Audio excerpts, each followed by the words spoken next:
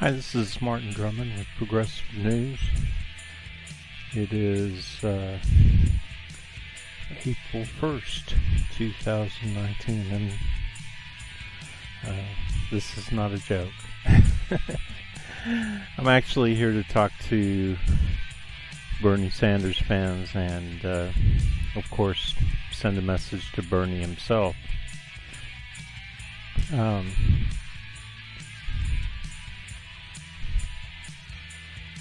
Sanders leads polls of young Democrats by double digits, twice as many of them like Bernie than like any of the other Democratic candidates. And it's not just young people. I mean, this obsession with young people, millennials, it's all fine and good, and it's all true. But Bernie's support is from all ages. I mean, I would say that probably more old people like him than anybody, and certainly people my age, in their 50s, love Bernie. Everybody loves Bernie. What's not to love? Okay, he's a little boring, right? But that's because he just sticks to the policies, right? He doesn't play identity politics, and he doesn't smear people, and, you know. I mean, let's face it, evil can be exciting, but when you look back on it, it's always in a bad way. And my message to Bernie this morning would be, don't waste your money on the mainstream media. Don't buy campaign ads for television and newspaper and anything like that. If anything, spend your money on your own people. On not even your own people, just the people. I didn't set this up, so I'll have to go to it and show you. I have my own group called the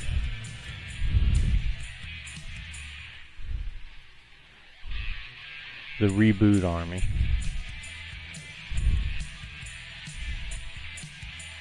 And I would strongly suggest that Bernie start something like the Reboot Army. Our revolution would be good. Could take our revolution and create an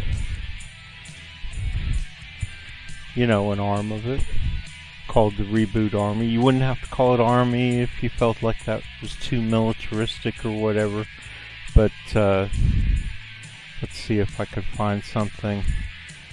We pay our soldiers $15 an hour to canvass for Reboot candidates. It would be Justice Democrats, any kind of progressive candidate. And we all know by now, if you don't know what a progressive candidate is, go look at Justice Democrats. It starts out with, progressive candidate obviously doesn't take bribes, doesn't take campaign contributions from enemies of the progressive movement. Big corporations, oil companies. I mean, that's why I don't like the guy I called Beto DeCito. Beto O'Rourke took just as much money from oil and gas as his opponent, Ted Cruz, did, and then lost to Ted Cruz.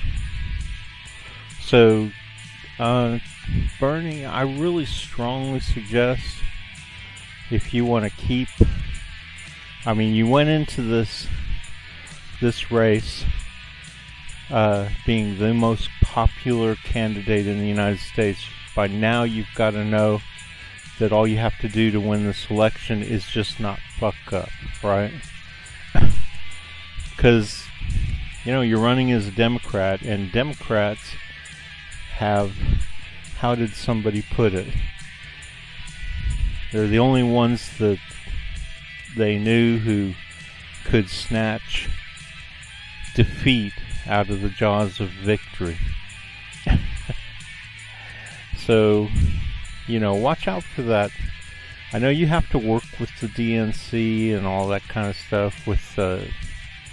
You're probably pestered to death by these establishment Democrats. You probably got dipshits like Schumer knocking at your door every day trying to convince you to do the wrong thing.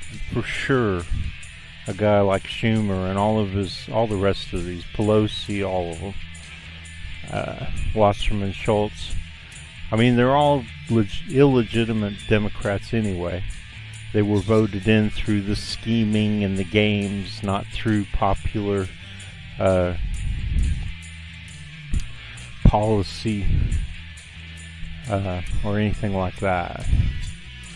And I'm sure they're banging down your doors to get you to go over to their side. Be strong, Bernie. Be strong. And take your money, because from what I understand, the money that we're contributing to you does go to you, does go to your coffers. I thought that maybe the DNC gets it and then they distribute it as they see fit, which would be really bad. But I found out I was wrong about that, except to a certain extent. After the election's over, obviously you can donate it and all. I learned all that just recently. So, take your money, Bernie, and set up something like the Reboot Army.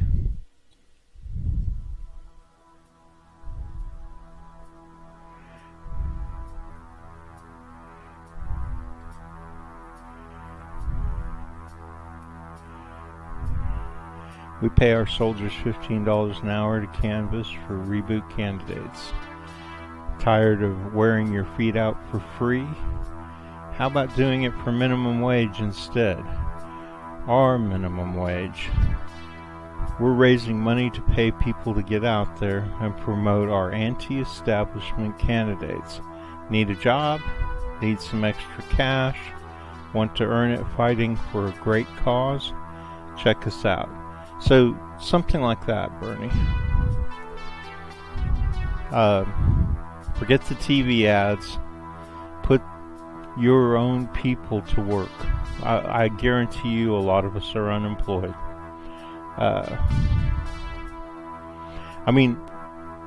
My idea with this was to take my own money and spend it doing that. But then I thought, well, maybe I can get some people to contribute and they'll pay these people and I'll make sure they distribute the flyers.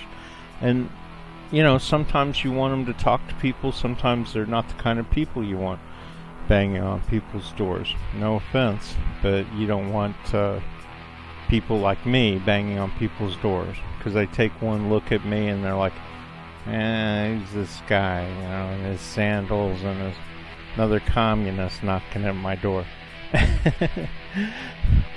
I'm just being realistic, right? Although, once people talk to me, they realize, what a nice guy I am. But,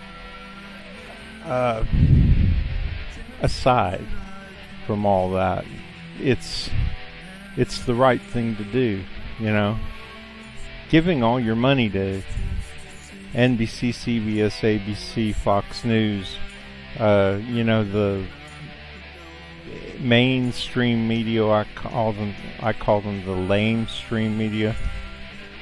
It's the wrong thing to do. It may get you some votes here and there. May get you a lot of votes. I can't tell you for sure, but I have a bad feeling because I don't think people, I know one thing, I don't watch that TV ads. Even when I did watch TV, I would either turn it down or I would mute it, or I would just not pay any attention to it. And even if you did take the time to pay attention to it, you'd be like, fuck this, how stupid do they think I am? And you know what, more and more Americans are educated, I guess, by people like me and other people. so that they think that too. You know, when they see these ads, they see an establishment Democrat and they say, yeah, how much money did you get from the pharmaceutical companies this time around, you know? And even if you didn't, how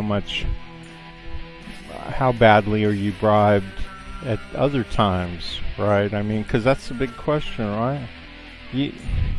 A bribe doesn't have to be today. It could be promised to you 10 years from now after you're out of office.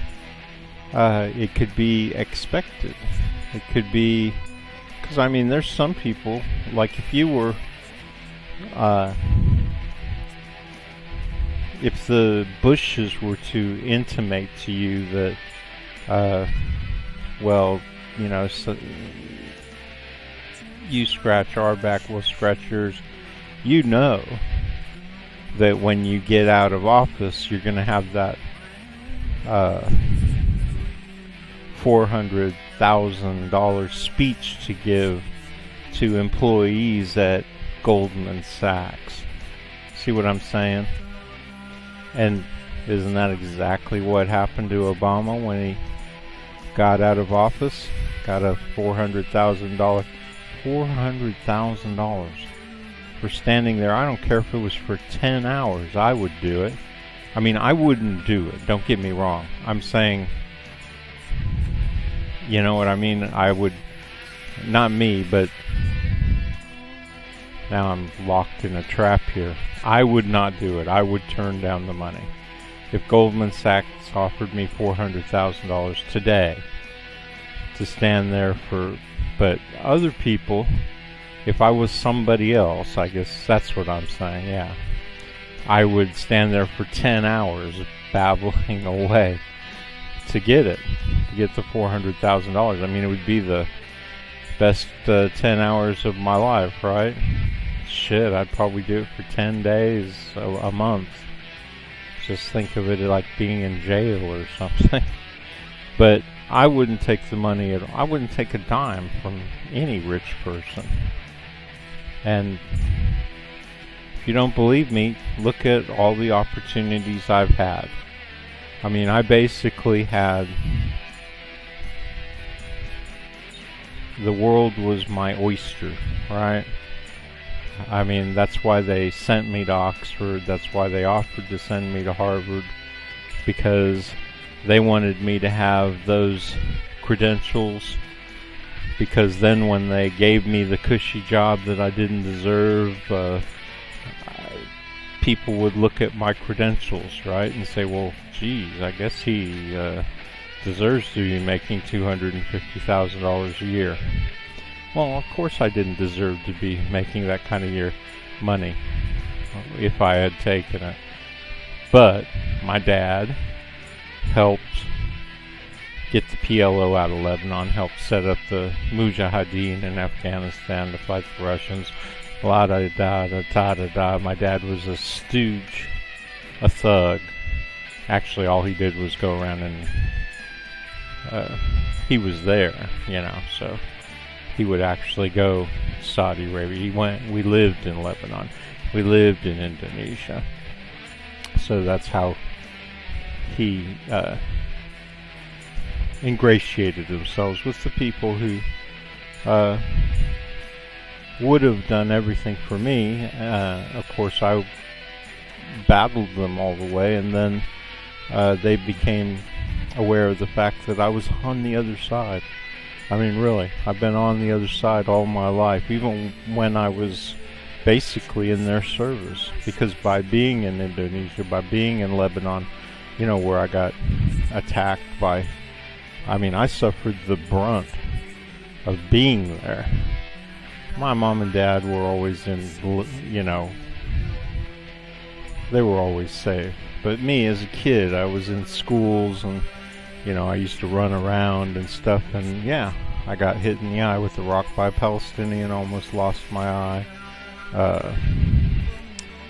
Mugged several times by just the local thugs, you know. Obviously they didn't like me because I was American. So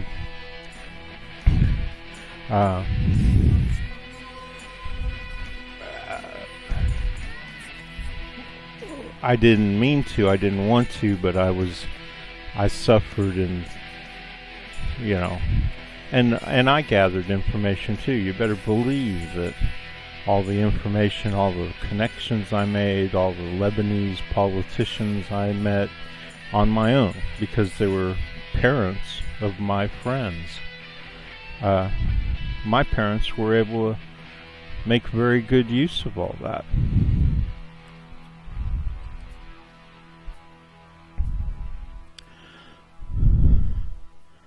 So,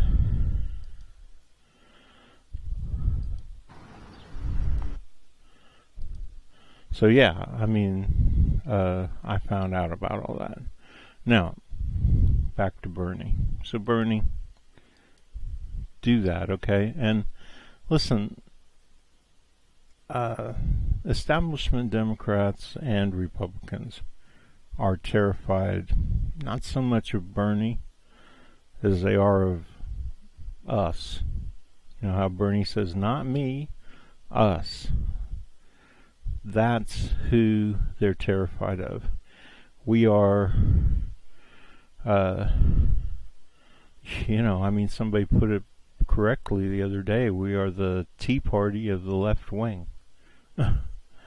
Except for we're not the Tea Party like the Tea Party wanted you to believe. The Tea Party wanted you to believe that there were some vast majority that represented soccer moms, and, well, turned out the Tea Party were just 5 or 10 racists who were backed by the Koch brothers and managed to get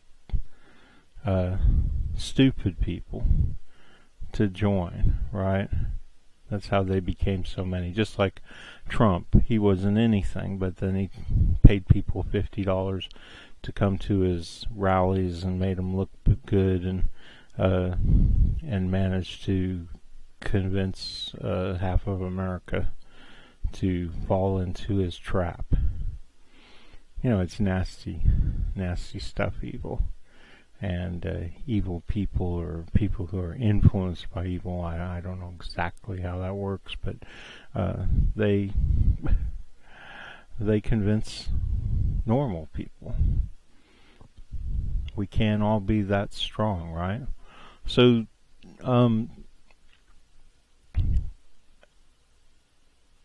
the progressive movement is strong, is so many, because it isn't like an illusion. I mean, we do absolutely represent what we say, and we don't represent anything bad like racism or anything like that, which will enable us to hold on to our audience, right? I mean, there's nothing except for propaganda. So, like, propaganda, you know, and don't be afraid of this propaganda.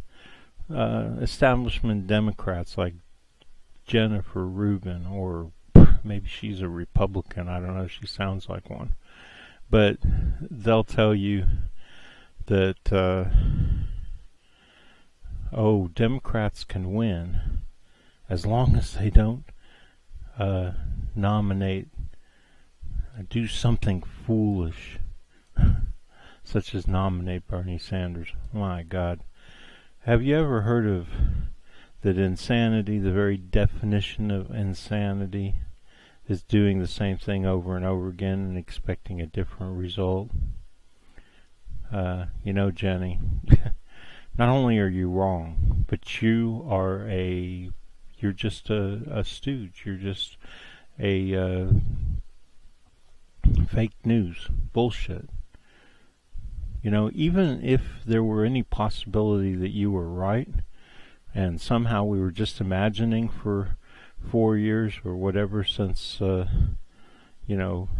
Trump got elected, 3 years, if we're just imagining that Bernie Sanders was the most popular politician, not Democrat, not progressive, most popular politician in the whole country, wouldn't it make sense to give him a try? I mean, okay, so if we lost and 4 more years of Trump. Doesn't it at least... it's like I say about communism. Why not give communism a try? Well, I would say communism has been tried. There's still one city in China that is a commune, and it runs very well, and the people love it. As a matter of fact, the people are a lot happier there than a lot of the new experiment with capitalism around the country, where you have growing numbers of disenfranchised poor people, whereas in the commune, that one city, you still have this great life, free education, free health care, a place to live, food, all secure. Remember that blanket that Linus had, and that Snoopy kept trying to steal from him? Well, Snoopy's capitalism. I love you, Snoopy, really do. Joe Cool. But figuratively speaking, in the Peanuts cartoons, Linus is, communism with his blanket, keeps him happy, and Snoopy is capitalism, running around trying to steal his blanket, trying to steal his security. Well, would it hurt to, for a little while, try what people like us, like me, have to say?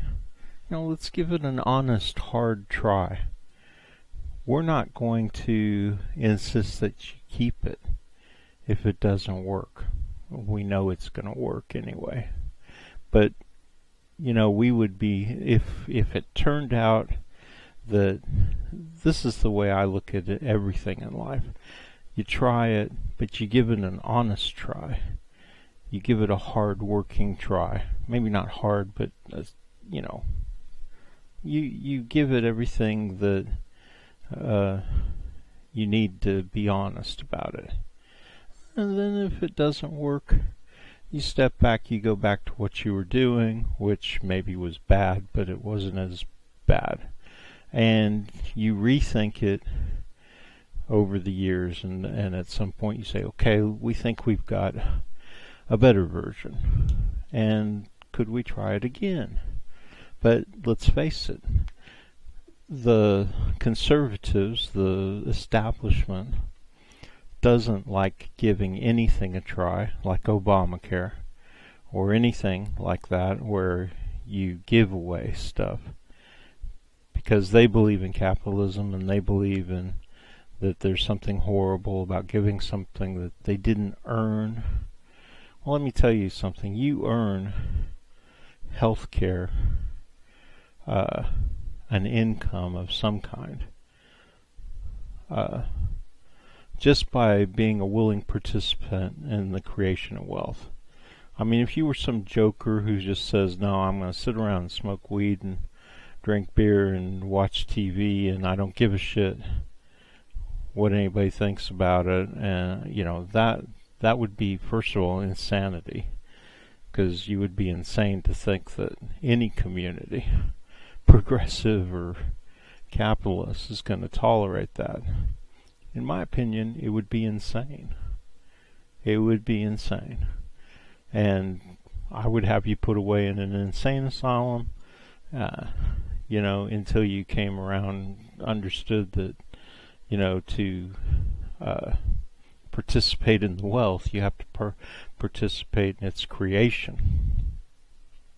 And certainly a command economy, what you call communism, I just call it a command economy. That's what my teacher taught me in one of the top 10 business schools in the United States, Cameron Business School. University of Houston at the time was one of the top 10, according to Newsweek and U.S. World Report, I think it was.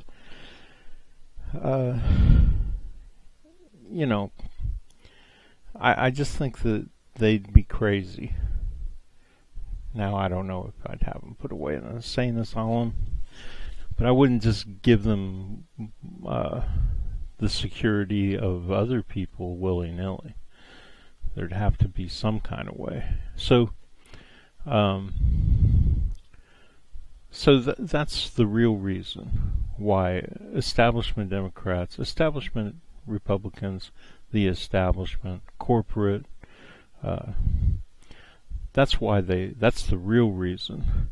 They will say that, oh, we don't like that idea because it's doomed to failure. It's such a bad idea. Universal income, basic and UBI, I think they're calling it now. Universal basic income, all those things, that's what the establishment says. It's just doomed to failure. I mean, it just absolutely would never work. So we won't try it. What a bunch of bullshit. The reason they don't want to try it is because it would work. And they don't want anybody to know that. It's just like Obamacare. Yeah, it's still got 10, 15 million, I don't know, people who are uninsured. So somewhere in there in that capitalist model, because let's face it, Obamacare is a capitalist model.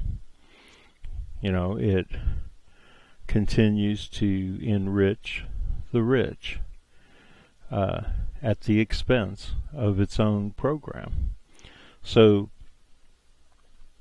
of course,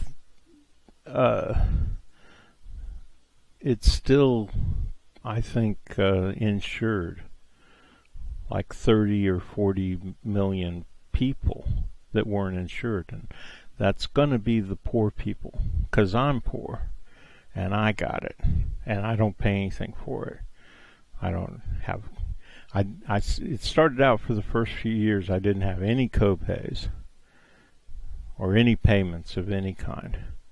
And then the insurance company, and they never refused me anything, but I never tried to get over the counter stuff, which is supposed to be insured too. So like if I were to want to get something like that makes the bacteria in my gut better or something like that, over the counter, or nose drops or anything like that, I didn't even try to get it for a long time, but when I finally did, I found out CVS, some suit in Texas, I think in Houston somewhere, working for CVS, told me that they wouldn't cover it.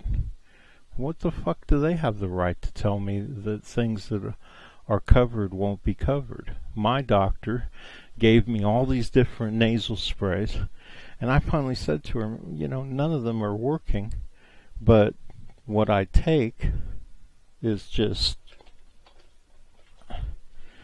and everybody thinks we're addicted to this stuff, but there's nothing addictive in it. It's simply a topical. It's just like the stuff you put in eye drops. So it's called nasal spray, oxymethyl HCl, whatever. You can go find it at Walmart and Kroger's.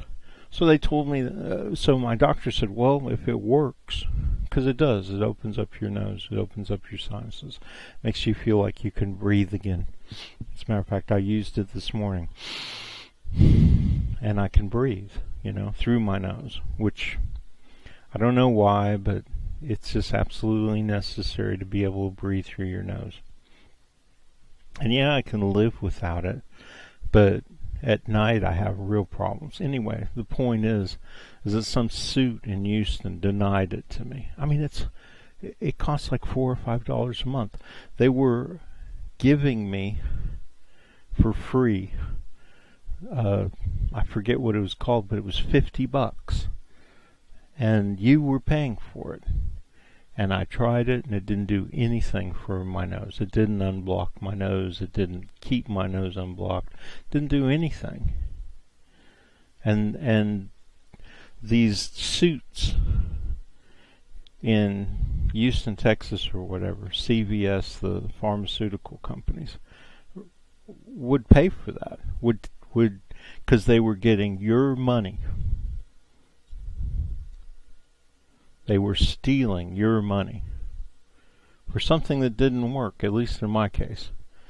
And I tried at least 5 different ones. Sometimes the girl would, who was my doctor, she would give it to me. She would say, well, they dropped off these free samples.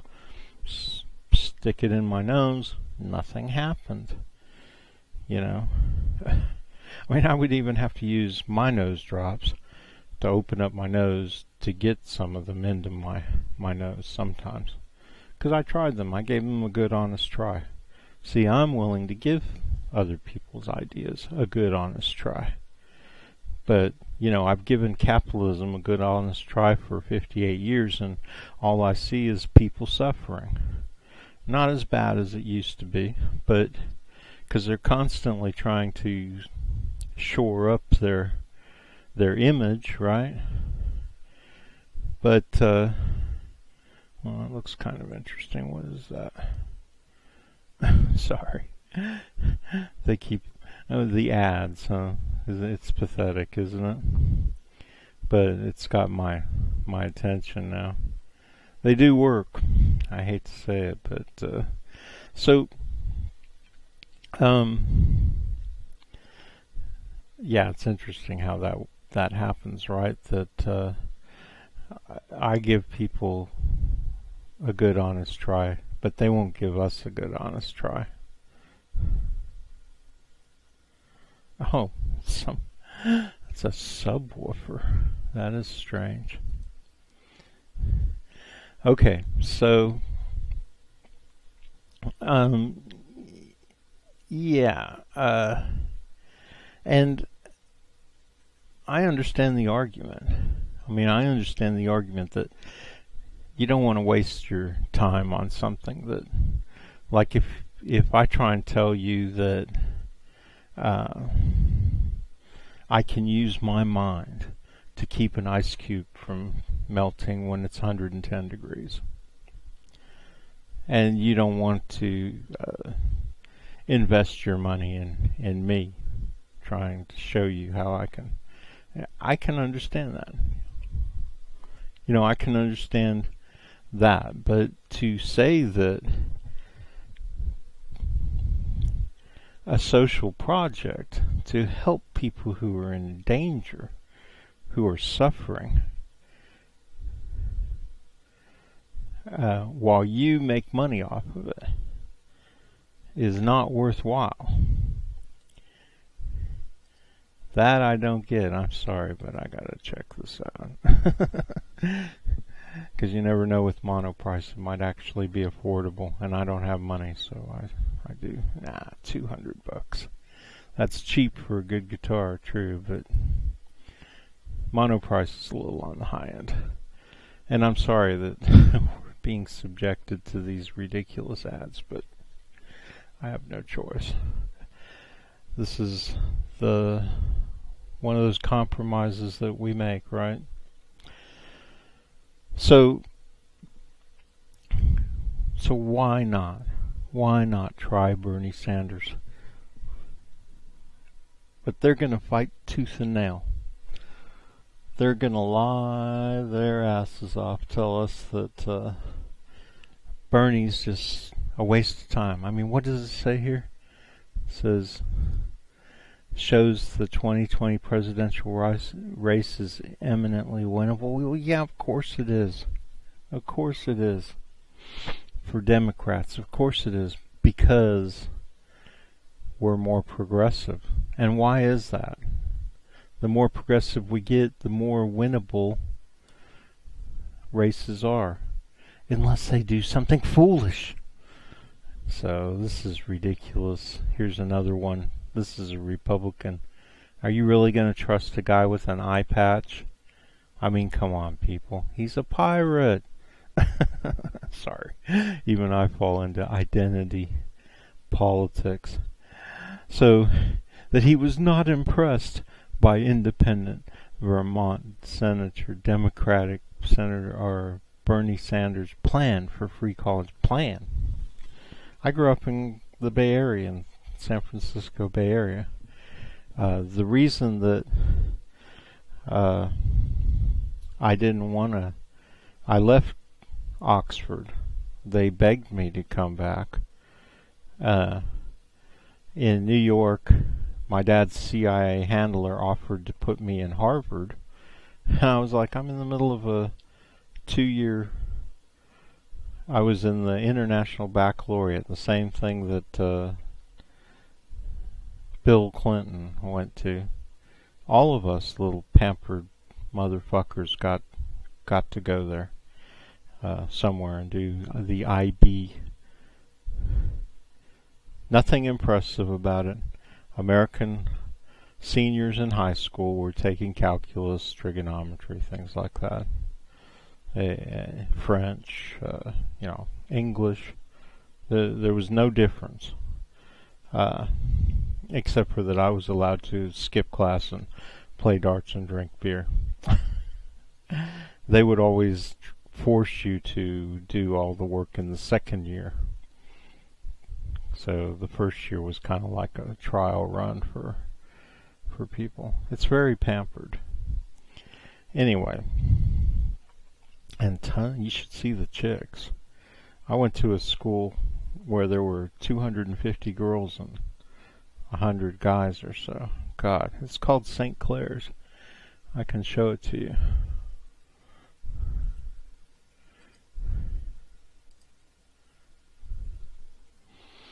Let's see if I can bring it up like this.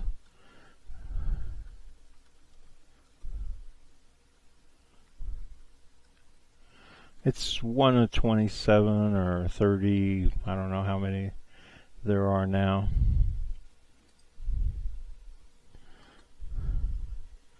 Colleges at Oxford.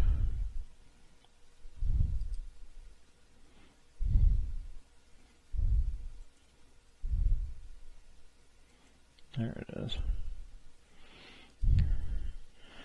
So, I went there, and then I refused to go back. I told my mom and dad I wanted to go back to the Bay Area and go to Foothill College, and it was free. I think my parents kind of liked the idea of that. Even though, I don't know how, but somehow this guy, this Mr. Oppenheim, the one who was basically my dad's CIA Mossad handler. I mean, obviously he's Jewish, Oppenheim. Mega rich from Boston. He gets me in the basement of this deli in New York City, on 3rd or 4th, I forget where it was. And my dad gets up to go to the bathroom, and while he's in the bathroom, he says, "How would you like to go to Harvard?" And, I'm like, come on. And I don't have any grades. He says, "You don't need any grades. My dad can't afford it. Don't worry about that." Well, how are you going to get me in? I'll get you in. Don't worry about it. I was like, well, I'm from California, and, I'm from the Bay Area. I went to school there a lot, and I want to go back. I really did. I enjoyed doing acid, smoking pot, and the occasional bit of homework to get me by. Anyway, that's the truth of all this stuff about how people get into those colleges and stuff. I know there's a big thing going on right now about stuff like that.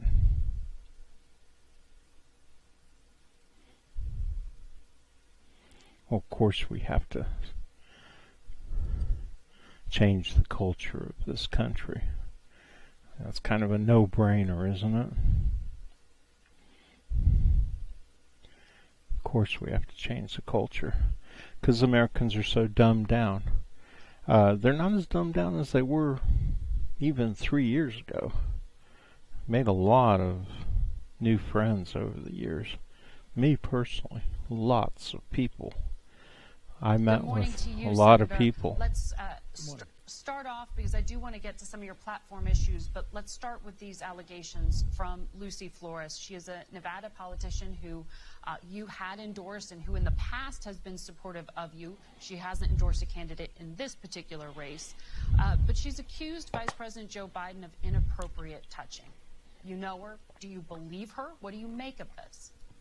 I have no reason not to believe Lucy. And I think what this speaks to is the need to fundamentally change the culture of this country and to create environments where women feel comfortable and feel safe. And that's something we have got to do. I want to read a statement from the Vice President who said, it's a lengthy one, but in just part of it, he says, in my many years on the campaign trail and in public life, I've offered countless handshakes, hugs, expressions of affection, support, and comfort, and not once, never. Yeah. Have you ever noticed that about touchy-feely people? A certain percentage of them turn out to be touchy-feely people. Did I believe I acted inappropriately? If it is suggested I did so, I will listen respectfully, but it was never my intention. Come on, man. I'm not even going to waste my time with this. And this is going to be the same. Begin this morning with Vermont Independent Senator and candidate for the Democratic presidential nomination, Bernie Sanders. He joins us from Burlington. Good morning to you, Senator. Let's start off, because I do want to get to some of your platform issues, but let's start with these allegations from Lucy Flores. This is an issue not just the Democrats or Republicans. The entire country has got to take seriously. It is not acceptable that when a woman goes to work or is in any kind of... Of course it isn't acceptable. How are you going to do that? Because we will look at the average costs of prescription drugs in Canada, UK, Germany, Japan. So, I mean, that's why we picked Bernie Sanders. And we picked him after he picked us. He stepped into Elizabeth Warren's place. We tried to get Elizabeth Warren. She wouldn't come to us. We found out why. Because she really did. She really was in bed with the Clintons. We found that out eventually. And still is. She's just pretending not to be. And I'm sorry, Elizabeth, but that's the facts. You know? And we love you for everything that you've done. But get behind Bernie. You know, you could have been his vice presidential running candidate in 2016. We could have won. We could have avoided this all this pain from Trump, Ronnie Rump, as I call him, because he's like he will try to be the next Ronald Reagan. They will take him, and they will, even though he's probably going to be a one-term president, which means he won't succeed, just like Bush Sr. only was a one-term president. He didn't succeed in convincing everybody he was a great president, unlike Ronald Reagan. And it's not, of course, them, but all these propagandists who convince Americans that they were great presidents, even though they weren't. I mean, I can tell you, all my life I've seen it over and over again. Every time like Ronald Reagan, I lived in Houston, you see people begging outside of the Kroger's. And not until they became president. You know, everything was kind of going okay, and then these people become president, and within 6 months, a year, the people begging outside the Kroger's. You know, these are personal experiences of mine. You can't take them away from me. You can't say, well, it didn't happen. I would see it. You know, Trump became president. All of a sudden, I'm seeing people on corners. 1st of April 2019. Seeing people on corners with signs,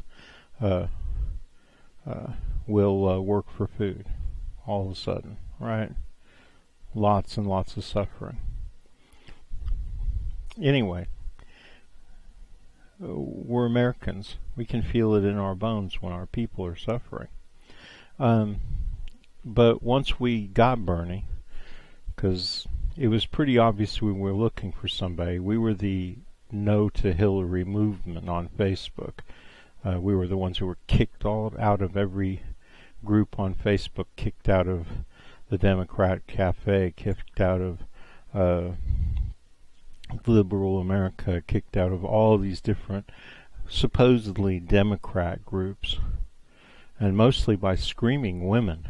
They would just, as soon as we said, no, we're not voting for Hillary, find us another candidate, they would jump down our throats and call us all kinds of names and demand that the admin kick us out of the group, and next thing you know, we'd be out of the group. Well, Bernie saw we were there demanding a candidate. We weren't going to accept Hillary Clinton. I even made up the name Shillery. I made it up. It was my way of, anytime I'd speak on Facebook, I'd use Shillery. People hated me. The hill trolls, hated me. As soon as I'd use that word, they'd be like, "You're just raise hell with me." So Bernie, got right in there, and as soon as he got in there, we started hearing him start talking about this stuff, and we loved it. And this is another, anything that hurts Americans, and prescription drug prices hurt Americans bad. And why? Because of the massive amount of profit that's taken. So yeah, we love Bernie and we instantly embraced him and took off with him, and went from being a guy that all the hill trolls would tell us, "Hey, what are you? Are you kidding? This is a joke, right?" I mean, and then a couple weeks later, he's like, "This is a joke, right?" I mean, and then a couple months later, he's like, "This is a joke, right?" And then a year later, the hill trolls were like, "You motherfuckers." I mean, they just, "You're destroying our chance to win, and you're splitting the party," and yeah. We told them, you're the ones splitting the party. From the very beginning, we told you in 2014 practically, or early 15, we started telling you, we're not voting for Hillary, and you didn't think that we could get 12 or 15 million other people to agree with us, did you, back then? Now you're faced with the splitting the party, and that's what it's all about. Is they continue to try and claim that they're the party. Since 1940 or 35, when has the Democratic Party been the party of the rich? When has it been the corporate party? Oh, since 1992, when you performed this coup against the Democratic Party and changed it from being the party of FDR and MLK, of Franklin Delano Roosevelt and Martin Luther King, into the party of mass incarceration and work for a living. Like people didn't want to work for a living. Like people didn't want to participate in their own communities. You assholes, to say that about us, right? You know how hard I worked? From when I got out of college and I came up here and worked for my dad. My dad used to make me work. And he had me bamboozled into believing that to keep my job, I had to work 6 days a week, 10 hours a day, and sometimes 12. Sometimes I'd come home so tired I'd go to sleep, I'd wake up and take a shower and go back to work on a Saturday. I even remember working a few Sundays. You could get dealerships to open up their garages to us and let us work. And for years and years. And it ruined my body. My arms and legs. The skin's all fucked up from working out in the sun all the time. I used to paint bumpers while it was snowing. While it was snowing. You ask anybody about car paint in the snow and they'll tell you, "What? Are you crazy? You never did that." "Oh yeah, I did." You'd wait. You'd paint in between the snowflakes. And your customers would insist upon it. You know, they needed to sell that car, and they promised that the places on the bumper would be fixed. And they needed it fixed. They didn't care if it didn't work out. They didn't care if it ended up having problems. And the one I'm thinking of didn't have problems. And they were right. My customer was right, even though I swore up and down that I wouldn't do it. So anyway, Bernie was our man. And he still is. And no, we're not happy with how he does politics, but we're not politicians. So we have to we do trust him, but it's scary. You know, it's like, you know, person who takes you on a river raft ride. They're like, now it's going to be scary, you know. But we trust him to get us through the rapids, right? And we do.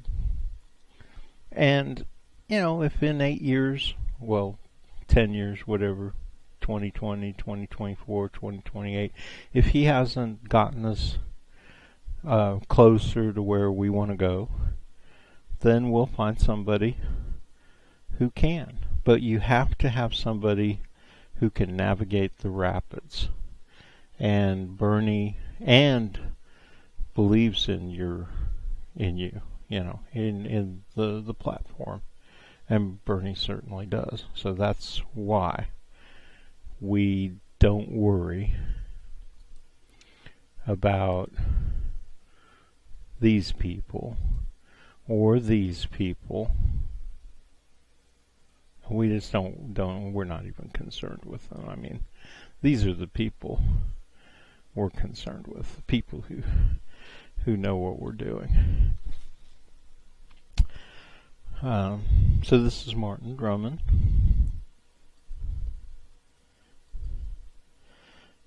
I hope you enjoyed this. Saying goodbye for Progressive News for today. Thanks for watching.